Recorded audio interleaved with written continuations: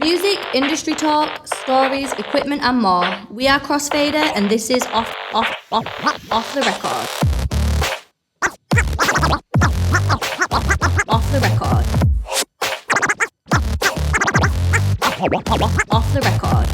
Hey, Jamie Hartley back here again, and you're listening to Off the Record, the DJ podcast brought to you by Crossfader. And today we're back in the studio. We've been, interviewing a few guests here and there. Last week's episode, we went down to London, myself and Lawrence, who's sat here. That was fun. And interviewed Blakey from Serato, which was super cool. So, if you haven't listened to that episode, go check it out. I've also got sat with me Danny James. Hello. And Holland. How are we doing? Yeah, I feel like it's been a while since you were in a podcast. It's been so long, people will not remember these mundane terms. Welcome back. Yes. Good to be back. It goes on a while. It goes on a while. Okay. So today's episode is all about when shit goes wrong. And I felt like I had to just throw in. Yeah, you got to go in because it is. That's the feeling. When something goes wrong. Yeah. Exactly. When you're a DJ and you're in that moment and just something really messes up, then what do we do in that situation? And we're going to break down a load of instances where things have gone wrong for us in our live DJ career. We've been out in the wild in clubs and something's messed up. And how do we recover? And then the flip side of that is, even in the studio here at Crossfader, there are times where we'll go and plug in a product. Right, we're about to record a tutorial or a review or something. And then we're like, okay, it's not connecting. Okay, I can't get my laptop working with it. Or, the sound's not coming out. What is wrong with this unit? It's not that there's something wrong. We just have to figure out the process of troubleshooting. Yeah, that troubleshoot. So we're going to break that process down as well. And hopefully that could help some people at home think of how they can troubleshoot their own equipment. And when you eventually start playing in clubs and in front of people, you can also rectify any problems that you come across. So first of all, shall we talk about some club experiences? We're all club DJs here and we've all had lots of time in that club environment. So anyone want to jump in with a really awkward moment that they've maybe had where something's gone wrong? Everything's always perfect for me, to be fair. All right, off the podcast. There was one time where, when I used to play, open format night, so I cover all genres. I used to have like a lot of routines that I'd do throughout a night, which I knew that I was comfortable performing live. Yeah. And there was one time I was doing one, and Serato was just like, "Nope, not today." And then I was literally halfway through it, just about to switch the tune, and then Serato just decided to have some sort of electronic fart and just shut down completely. Tried reloading it and nothing was. It was literally when it just bounces in your Mac dock for ages. Just like going up and down. I was like, "Is this going to reload? Like, what am I doing?" I ended up having to restart. What's happening in the crowd at this moment? What's happening in the club? Just like, boo. Everyone's like, "Oh, you're so bad." Like. That's just what happens. What was your initial feeling at the time? Obviously you're trying to rectify it, you're trying to load the software again, but how are you feeling inside? When you're on a roller coaster and you just go from the peak point and you drop, and then everything in your body just drops. It's like that. Yeah. Like your heart just sinks, and you're like, right, I need to get out of this moment where I've just frozen, and I need to sort this out.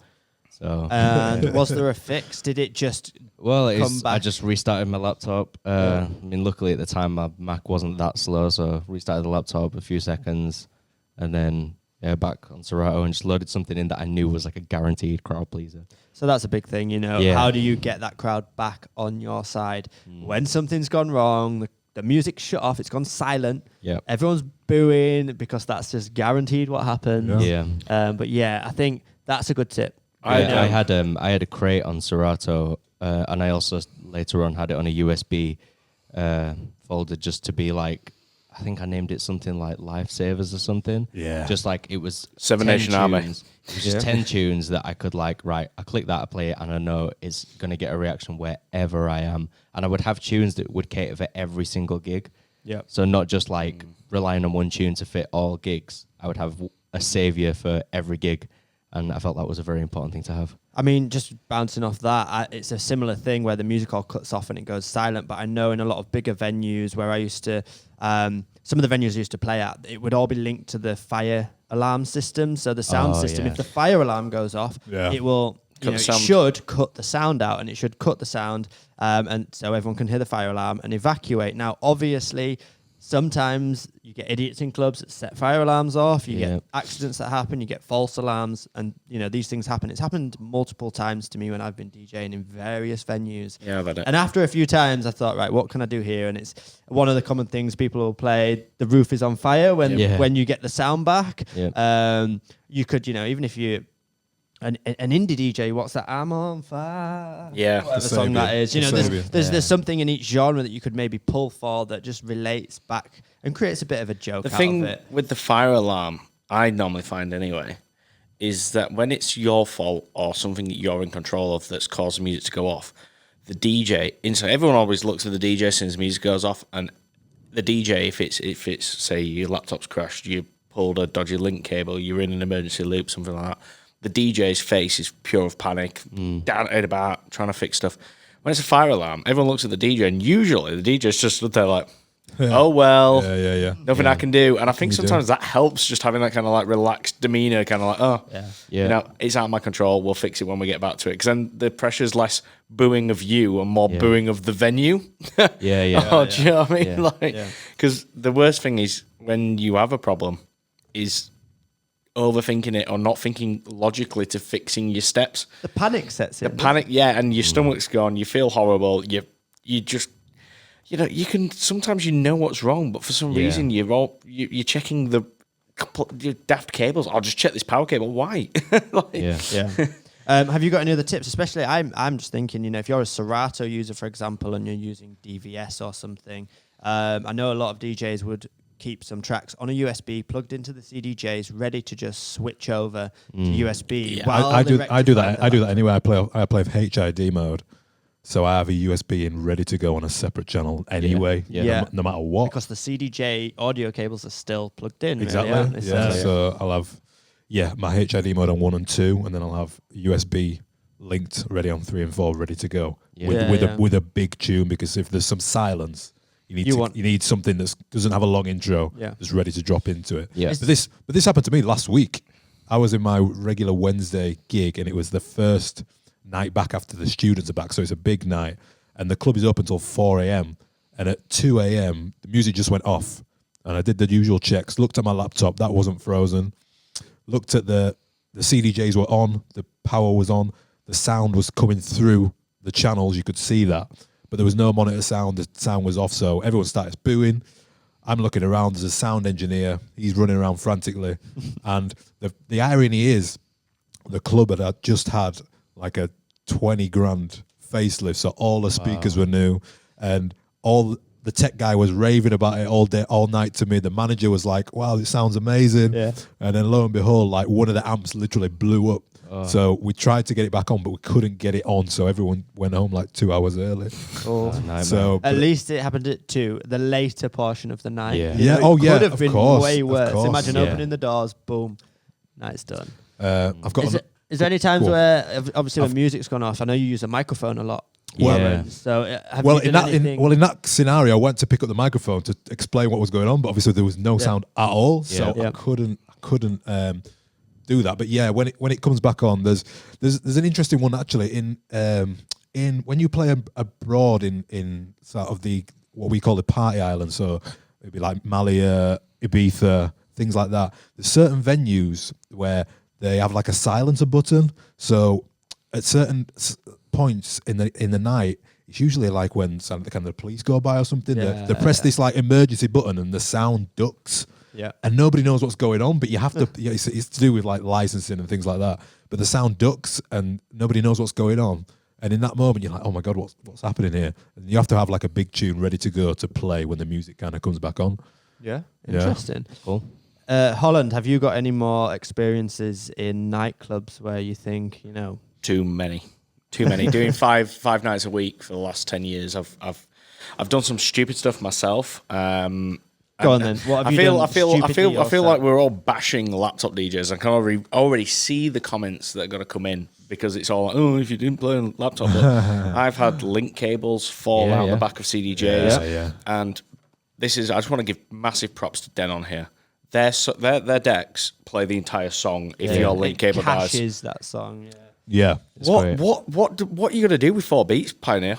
Yeah. It makes it There's only sound so worse much than it you go can off, Yeah. especially if there's a vocal in there. The dreaded emergency loop. But limited. like I've said to so many people, and I've been in that situation myself, and I've not listened to my own advice, but always carry 2 USBs. Well, Always. I have do. those too. I do. I had it last night. In fact, I didn't re-upload. I'm new to this USB DJ, and I had not synced my USB. So I got to the gig and I was like, oh damn, them songs are downloaded. And I forgot to put them on the USB. Amateur mistake. So I turned around to my friend and said, "Have you got?" It was the Box James Hype remix. Have you? Yeah, I have. Here you go. And he gave me the USB, and I plugged it in, and it didn't read straight away. That was alarm bells. Yeah. Yeah. And then I touched it again, and it read, and I thought, oh, never mind. Anyway, I started playing the song. Bass hits, bit of vibration through. It Ready goes to off. loop. Yeah. Oh yeah. Lesson learned. Never play on dodgy USBs. Never. No. But the thing I was gonna say, when things go wrong, especially if it's not as like what Loz, I just want to pick on what Loz was saying, when it's not necessarily you can see straight away, oh, I've done that wrong on my laptop. My advice has always been to go to the source of your music, the source of the problem, and work your way back. So if you're playing on CDJs or a laptop, go to that first.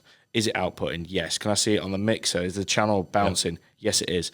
Is the master bouncing? Because the channel might be bouncing in the VU meter. Is the master? Because you'd be amazed how many people knock the crossfader. Yeah. And it cuts off and they don't understand. The crossfader And they're is, just like, "Oh, it's all is cut a off." secret one, especially if a lot of DJs don't use the crossfader. Exactly. if So when you So nudge it, they don't when they realise. nudge it, they're like, eh. Yeah, And so in a club, you're coming on. You're coming to the club. You're using the same equipment as the DJ the night before, but that DJ might have set up their mixer in a Exactly. totally different way Yeah. to how you want. Yeah. your exactly. mixer So set is up, is your master bouncing? You know, yes, it is. Okay, are my XLR cables in? Yes, they are. If you look Carry. Well, sorry, let's jump in there. Carry extra cables. always, I was yeah. I was DJing on Tuesday night, and the DJ downstairs came up to me. He's like, "Have you got any phono cables?" Yeah. I was like, well, "Where's yours?" He's like, "Yeah, I don't have some." So I had some extra phono cables. 2 minutes later, he comes up. "Have you got a spare USB cable?" I was like, What have you actually brought?" Yeah. Never lend out your jack adapter. Never.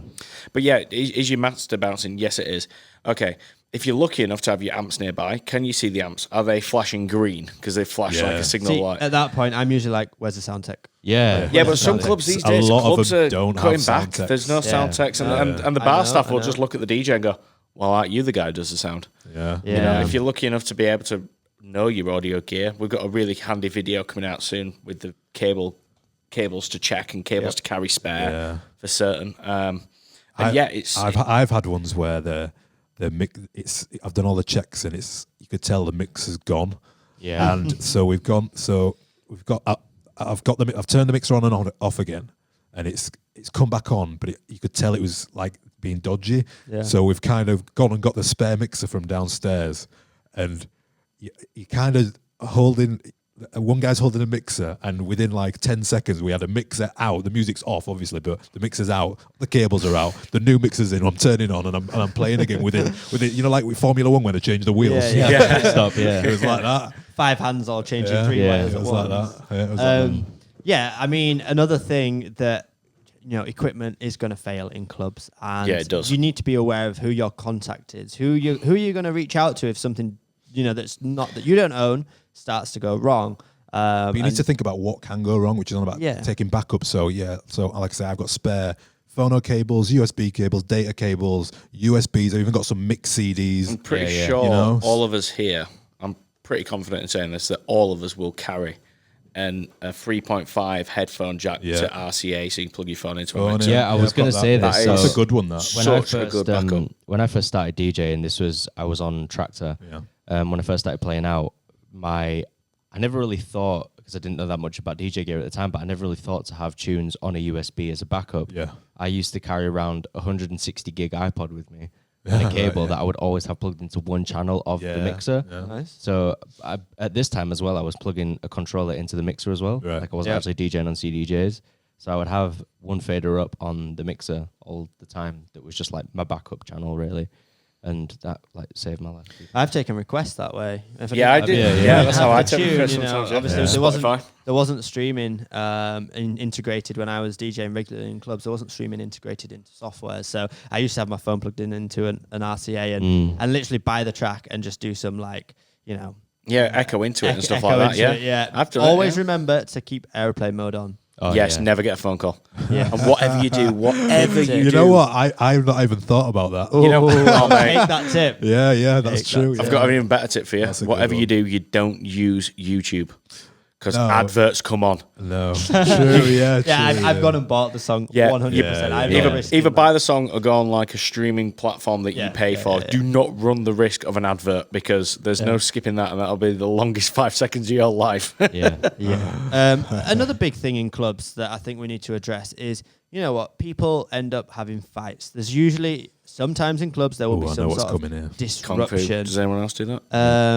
And what do you do in that situation where you're in a position where you see a fight breaking out on the dance floor? Now, I know there are mixed opinions about this because it depends on venues and depends on you clubs. GM, so, what would you guys recommend? What Well, have you had in the we've all past? done this. I'll say this. I'll say 1, 2, 3, and we'll say the song that we all play. 1, 2, 3. Kung Fu fighting. Yeah. Well, I've seen that happen a few times, and then the funniest one that I've seen, I used to DJ at night where there was like a few DJs on, we'd all go back to back, and there was a fight that broke out once, and one of the DJs played Spice Girls. Yeah. Whilst these two guys were or just the Benny Hill theme tune. Yeah. You know, Benny Hill one as well. Yeah, that's it's good. just Theme so tune's funny. probably a funny one. But that's funny, but that's kind of taking It's a diffusing. bickery. It's trying to diffusing it. diffuse the situation. It is, Yeah. but it's It's absolutely diffusing hilarious. if everyone around. and it's only usually in student places. You Yeah, it's I not think common. I found recently, because I've DJ'd with many brands, some big chain brands in the UK and some intimate, independent venues. Yeah. And now I make it a point of when I first join a venue or if I'm just doing a one-off gig, I will go speak to the manager or the promoter beforehand and I will say, look,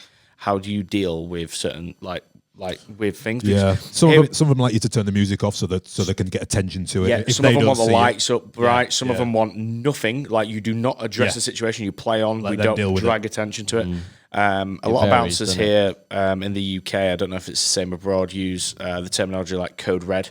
So a code red Yeah. is a fight. A code orange can be like a fight's about to break out. Scuffle. Or if you're seeing someone and you think, oh, this could be getting bad, I usually say, can I have a bouncer to the DJ box, please? And that can be like, the fight doesn't need to be anywhere near the DJ box. I don't know about you, but I feel like I've got like a sixth sense to fights. Oh, yeah, like definitely. I can feel like I'll be DJing. I Feel won't the be looking in atmosphere. the area, but I can feel something's going on. Like there's like a change in the pattern of people where people are dancing. And you could just feel a certain area of a room getting a bit restless. You know what can be hard though as a DJ is if a fight does break out, it can be hard to bring it back because the Yeah. Ruin the atmosphere mood. in It the can room ruin just the changes night. completely, and everyone's like, "Oh, I'm a bit cautious now. I'm not Yeah. in the same mood I was 10 minutes ago." And It's like- and you know some managers will force you to change the music. Yeah, policy. yeah. If you're playing a hip hop set. And Oh, yeah, it's girly, go girly. Yeah, go girly. Play Beyonce, play Rihanna, and it can really ruin. yeah, Ruin what completely. you had you're going, yeah, definitely. Or you know, it can help as well because if the music you're playing is getting a bit tense, you know, you don't want any more Yeah. kickoffs there. So I played with a DJ in Hull a few weeks back, a guy called Youssef, and there was a fight. And whilst they were getting carried out, basically, of the venue with the doorman, Youssef got on the mic and was like, he said something along, I'm trying to remember exactly what he said, but he said something along the lines of, we're not about that in this venue. Yeah. We you know, take your fight somewhere else. Yeah. You know, yeah, not peace and love, but you know, Yeah. we're here to have a good time. If you're here to have a good Have a time, drink, make some have a noise. dance. And everyone else, like, it lifted Yeah. instantly, like lifted everyone Because- back up. Like, yeah, we are yeah, here for a good yeah, time. yeah. And I watched it. I was like, I'm going to take that on board. And I've been DJing way longer than he Nice. has, but I was Really like, I good. liked that of him. Yeah. Like, Nice. I've used that before. Like Same. when you were saying about the sixth sense, you see something starting to Yeah. brew. You see people starting to clash. There's times where I've got on the mic and I've not mentioned anything about a fight. No. But I've just reminded people. Just reminding like it, you're yeah. saying, you know, say, look, I'm going to have to calm the music down a bit if, everyone doesn't calm down because Yeah. it's going crazy. And Yeah. they're having a good time, but because people are going crazy and they're bouncing into each other, you can just see some aggro starting to happen. Just tell everyone to just bring it down a level and just be respectful. is it Spider-Man where it says it's like, with great power comes great responsibility? But a lot of DJs, you do have that you do power. have that, If you want to create an absolute mosh pit where people get hurt, if you're a good enough DJ, you can. And it is your responsibility that if you do start to boil it up, don't get me wrong, boil it to a point where it's just about to go over the pan. That's brilliant. Everyone has a great time. You let it go over the pan, everyone gets burnt, and it's not good for you as a reputation, the venue, or anyone really. That is another hard thing to deal with as a DJ is mosh pits. Yeah. They're a nightmare. I don't have many tips. Well, calm the music down. Yeah. Calm it, yeah. Just calm it. There was one time when I was playing like a really big tune, and then it was like building up, and then you could just see this mosh pit like opening up, and then I put "Not Unusual" by Tom Jones, just like on the drop, and everyone's like running at each other like that, and they were like, "What are you doing?" I'm like, "Well, calm down." Like calm down, and I would have played it. You can also orchestrate it in like a way that's manageable, because you know, at my student nights, a couple of them, we have like at 1 o'clock we'll get everyone on shoulders. So at that point, everyone's allowed to do what they want, and the bouncers are in view of everyone. And then at half one, we'll do a little mosh pit, but everyone knows it's going on, so you can see and view it, and the doorman can be in position to deal with it. So you can, if you want to go get it hyped, get it out of the way, make sure that you're in control of it, and everyone knows that it's going on. Nice. 100%. Tune of the week. That was loud. That was quite loud, yeah. My bad. Oh, no, I know what mine is. I don't have to pull my phone out this time. Oh, wow. Okay, my tune of the week this week is Fortet and Baby. Oh, gosh. It just Such caught my a attention. banger. Super. I mean, It's Fortet's so a good. great producer anyway, Yeah. but yeah, it's a cool tune. It's just something about it. I don't know what it is. Danny seems to know what it is. I do. It's such a good tune. I love Fortet, but yeah, I'm a bit of a fanboy. Cool. Yeah. Anyone else? Yeah, mine is Acid Rain by Frankie Rosado. Big tune. I've gone for I Feel Like I'm Drowning by 2 Feet. Sounds uplifting. That sounds very impressive. No, I knew you were going to say that. I'd advise you all to go listen to it. You'll like- come back in and you'll go, So you imagine it to be really sad, but it's like probably about penguins or something like. no, it's not sad. It's just a really well produced. 2 Feet did. He's just a sick producer. It's just it's check like it out. really, really mellow, cool, edgy. What you got? Sounds good. Troy Boy, Do You? Only because I've only listened to Troy Boy in the last 4 weeks. We've not I'm noticed. obsessed. I'm I love obsessed. Troy Boy. Literally obsessed. So Back into the podcast. So next thing, when things go wrong, obviously in the studio, like I mentioned at the start, we will plug equipment in and audio doesn't come out, or we're trying to record something and we can't get it to record, or just controllers won't connect to laptops. And you know, what are some of the processes? I mean, I'm looking around to all of us, but I know Holland, you're kind of our go-to tech guy here. It's always the geek. when something goes wrong. Holland, help. just come help. Like IT service. Right, what would you say if someone's at home and something's not working for them? Turn it off and on again. That's always a good Step start. one. A classic. I think What's your process? It's very similar to what I was saying about the CDJs when you've got no music and it's like trace your problem back. So you've got to start with your problem and work your way back to a solution. So if it's your controller, it's very, if your controller won't connect, first thing everyone's going to say, driver. Uninstall it, reinstall it, make sure you've checked for any security that might be blocking your driver install. Is it working? No. Right. USB cable. Change your cable. Try a different port on your laptop. I know it sounds daft, but on the older MacBooks, the right-hand USB ports had a cable that connected that to the motherboard on the left-hand side of the computer. Yeah. They would unclip inside the computer if you dropped it. So your right-hand ports all of a sudden die, and people are going, must be the controller. Yeah, I mean, just going back to the drivers as well, if you're a Windows user, Google what your driver is or what your sound card is in your laptop and check with Recordbox or Serato or whatever DJ software you use, because they're obviously always updating their software to be compatible with different sound cards. And that's one of the biggest things, is not updating your software when you could be 5 versions back and suddenly there's been major updates. Yeah. And that's Exactly probably that. why And it's not there's working. also a lot of people, I mean, I'm sure Loz might do this as well because he's a HID user like I am. The firmware on your decks needs updating as well. Like everyone forgets that firmware is a thing. Like you do need to go and update them decks every so often to keep them up. And this goes for controllers as well. Controllers, the SRT, DDJ 1000 SRT didn't read the BPM of Serato when it launched. It now does. Do you want to break down what firmware is for people that maybe Firmware are not even basically, aware of it? firmware basically is the software that's kept inside the controller. So when you turn that controller on, it has to talk to your computer and the software within that that device. So like I say, it didn't read the BPM from Serato before. It now does. Yet I know 3 people that have bought SRTs. None of them, when I've played on them, reading the BPM, and I'm like, have you not done the firmware? And they're like, what? And I'm like, right, okay. Same with HID, with CDJs. CDJs have, quite a few updates on them. If you look, there's quite a few updates for CDJs, and I go to clubs very regularly. You always get that error saying firmware update needed. Or you're running an older version of firmware or something. Yeah, well, you click in and you're like, why am I having that error? And then you click through and you go, oh, hang on a sec. These have never, ever been updated since the day that we arrived at the club, because obviously DJs just rock up with CDs and play. Or I think it's so important as well, like not even just as a beginner DJ or someone who plays at a bar regularly, but even if you're like a professional DJ who plays 6 nights a week, to really know the equipment. Because there was that night that I used to play at where there was a load of DJs. I was kind of known as like the tech guy for that, and I'm not really a tech guy, but there was cases where these DJs had been so used to playing with like a rain box with Serato that when they started using club kit, they were like, why is this not working? And you get the Pioneer thing come up on your screen, and then I was like rerouting the channels for them, and then there was cases where they would have the channels rerouted and everything, but they'd have the mixer channel set to line.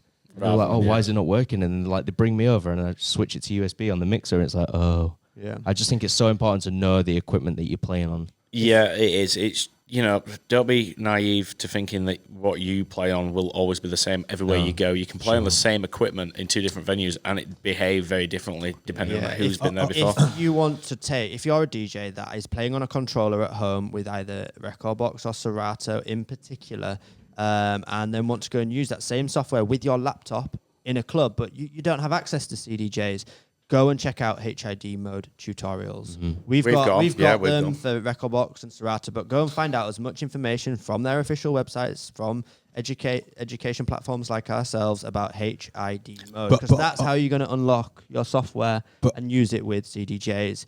Also, like to expand on that point a little bit, when we sat down with Blakey last week, we're talking about tech support. And I think there's a misconception that you can't get hold of anyone at these companies. You can. And you can. Like, even here, we're not technically a tech support But the amount business, of emails we respond but we to. reply to the majority of tech, and we're happy to do so, obviously. But yeah, I mean, Serato, Recordbox Pioneer, they all have tech support that you can answer and get pretty much an immediate response. And I don't think a lot of people know that. This is going to sound daft, though, but the amount of emails we get here, they get forwarded to me like, oh, Holland, can you just sort this guy out? Yeah. The amount of times I can just Google the problem. Yeah, true. First answer is there. That is what we Google, do. Just Google it, please. Like the forums, every single manufacturer of hardware and software has a forum where when you have a problem, you send them what's called a support ticket. You send them your support ticket, they get back in touch if they need further information, they will ask you for it. Yep. But that, when it's completed, goes into a public forum. So you can Google your issue and it can come up with like 25 cases of people with the same issue. And they're there. The answers are there sometimes. 100%. I think that is something that's overlooked. But that just goes back to people understanding the equipment that they own. So, the laptop you own, learn about its processor, learn about what is inside that laptop, because the software that's on it has to talk to your processor, it has to talk to the sound card. So learn what the models are, learn what is inside your laptop, so that when you come to Googling, you can type in the exact processor, the exact thing, and then type in the software after and put issue or not working, and combining those keywords with issue or not working might bring up some results, like you said. But learning, learning your laptop is very important. We had a case of an email the other week, Recordbox playing up. I asked him for some information about his computer. He gave me it, and instantly, just by first glance, AMD processors aren't supported by Recordbox. Not to say it won't work, but they're not supported. I got back to him and said, your processor's not supported. Like that. When you go out and buy software as a kid, do you remember when you used to go out to shop and you'd look on the back of the case and it'd say minimum requirements? Yeah. Now everything's downloaded over the internet. That page is kind of lost now. People don't even look at it. They just go, it'll be fine. And they download it. And then when they run into issues, they're like, oh, I'm having issues. If you take the time to look at the specs of your computer and the specs of what the software wants and what the software requires, you might find out you're meant to turn off Wi-Fi. You might find out you don't have enough RAM. And you know, same with USB sticks. The amount of emails we get about formatting USB sticks. Or my record box doesn't read. You know, my CDJ doesn't read my songs, but I've exported them. But you've exported them on the wrong format. So you know what I mean? Like, I think this happens as well with a lot of DJs that are record box users with a controller, then going to play in clubs, and it's the first time they're using record box to actually export to a USB. And my main tips here is, first thing everyone says is, I've exported it to my USB, but I go onto my USB and it just says contents. And I asked Holland this. Yeah, and that is what it's meant to show on the actual USB if you plug it into your laptop and look through like the Finder on my computer. That is how Pioneer and Recordbox package the export and put the files onto your device. Yep. If you actually go into contents folder and You'll then go through, you'll artists. find all the artists and go in, you'll find the actual files. It's just structured in a different way. I did this like not long ago, like 2-3 months ago. I had no idea. Yeah, and it's literally one of the most commonly asked questions. People panic because they don't have anywhere to test it. But then to answer that is, if you plug that USB into a friend's laptop or even back into your own laptop and go into Recordbox and open the drop down where the USB is and try and drag a file from one of your playlists that's showing up in the software onto the player. If it plays, it should work in CDJs, no problem. Because if it's not formatted right or something, there will probably be an error at that point, and you can kind of troubleshoot that before you even get to the club. Yeah. But I know it's a big panic for a lot of people. You know, Recordbox does pop up and warn you of certain things. When I export my collection, it always pops up and says, I think it's like CDJ Nexus 2 will play this WAV file, but these CDJs won't. Yeah. And you've got to click OK. But the amount of people that just go, and don't even read it. Yeah, fine, whatever. And the export logs, you know, there's an error log. If a song doesn't export to USB, it creates an error log within your documents folder. You can go read it. You can see exactly what song's not gone there. And usually the reason why it's not gone there, like for some reason, Recordbox has a really weird thing where if your file path, so c.//user/ basically where the file's located. Yes, the that, path yeah, to that. thanks. If that's too long, Recordbox sometimes goes, I can't export that. So it won't. And that's when you're using iTunes to navigate your library, that can happen quite often. It'll be deep in your laptop. But Recordbox tells you. So just go check it out. Just check every error log. If you're having issues, just do a bit of research before panicking and sitting there going, well, it don't work. We do have a guide on our website on how to export to USB on Recordbox, which has loads of troubleshooting in there as well, and loads of things to be aware of when doing it. And things like if you suddenly move the tracks from one location to another, How to relocate. if you sync your device again, they will disappear off your device, and things like that to be aware of. So if you are a Recordbox USB user, feel free to go check that out on our website. I've just got to say at the same time, obviously we're talking a lot about Recordbox here, but props to Denon for being able to just plug a USB into a player just and do it. analyzes it. Boom. Whether you're a Recordbox user already and you plug in, it just brings all your data over. If you're a Serato user, you can transfer that data. But the players themselves actually analyze it. So even if you went and synced your device, but you weren't sure if it had worked, you can just drag and drop the files on a USB like you would any other time, plug it into the player, and that analyzes it itself. So that's props to them. That makes it easier for the user and the end goal to be able to confidently rock up to a piece of equipment that they've probably never used before, plug in and not worry about analysis, if tracks are going to play and all this kind of stuff. So props to them for that. And big up. Nice. Guys, would you like a when things go wrong story time? I would love one. Hit the button. Story time. So this is like pretty much the reason why I'm obsessed with taking loads of backups to things. So ages ago when I first started, I got my first kind of festival gig, and I was DJing a festival in the daytime, but I had a gig in the nighttime. So I played in the festival and I was on Serato, so I had a Serato box on my laptop. So I played the set, and obviously it was really exciting, and I left the festival pretty quick because I had like a 3-hour drive and I had to like step on it to get back to my gig. So I get to my gig at night, I'm a little bit late as well, and I go into my laptop bag and I go into my laptop and Serato isn't in my laptop bag. I don't know how I didn't recognize that with the weight or anything like that. I'm like, oh my God, what can I do? Because I needed the money, and it was like midnight anyway, so it's not like you can just ring another DJ or anything like that. So all I had in my bag was 3 mixtapes that I'd made beforehand. So all I had to do is I plugged the mixtape in, and I pretended I was DJing. And the problem is all my mixtapes have like my like a voiceover. So even worse, I had to grab a microphone when you're about when it says you're in a mix with Lawrence James. I had to be like, you're in a mix at like mime it. Oggy.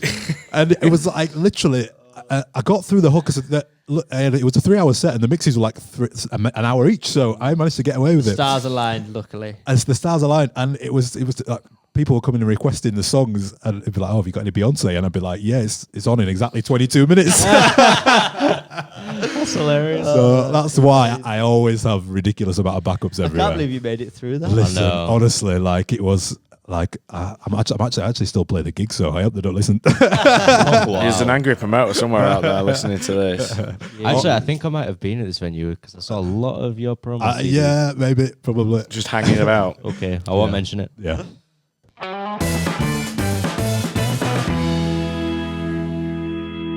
Okay, so when shit goes wrong, any other last parting words for the listeners out there? We hope it doesn't happen. Listen, it's going to happen. It's going to happen. Like, I want to say, don't stress about it. You will stress about it until it's happened enough that you're kind of comfortable with it. Because at the end of the day, you do realize you have to fix the problem. Nobody else is really, unless there's a sound guy there. You're the one who's going to do it. So you have to like take a deep breath. Look, the people chanting and booing it, it'll happen. But you got to fix the problem. Once it's fixed, people forget about it straight away. And own it. Yeah. Just be like, look, I'll try to fix it. There we go. Get on the mic and like. Let's start the party again and crack I get on the mic and crack a joke. I was like, "Jesus, there's a DJ in here." Yeah. Sack the DJ. You're not going to be slated for the rest of your DJ career for one thing going wrong. Like it's fine. It happens to every DJ. Ask any DJ in the world, it will have happened. Any platform, Guaranteed. Any DJ, any venue, it happens. It's how you recover that matters. So keep a clear head, carry backups, think logically. Me and Jamie, we went to Red Bull Freestyle, and the first DJ that was on, the music went off, didn't it? Remember, the sound went off for like 20 minutes. So. Wow. Yeah, I think one of the that was a freestyle that were event. Performing just before, the whole venue cut out for 20 minutes. I know people, the managers and sound guys, because they'd installed the sound in the venue because they weren't using the venue. I've got a question then, because obviously the freestyle event is full of DJs watching other DJs. Oh yeah, everyone was chill. Everyone chilled. Everyone was like, can we help? The pain. We all felt the pain. That's amazing. That is amazing. If anything, everyone was putting pressure and just giving death stares to the sound guy, and the venue managers running around being like, "It's your fault," So no, it was cool. We're super respectful of obviously other DJs' problems or things they run into. So thank you so much for listening this week. Remember, if you do have any troubles, we're here. Yeah, we're here. Obviously, the comment section. We'd love to hear your stories. The forum. Comments, emails, rather. Yep, cool. Well, thanks again for listening. Remember to subscribe, give us a rating on Apple Podcasts if you listen there. And we'll see you in another podcast, or you'll be hearing our voice again very soon. Thank you. Peace out. See ya.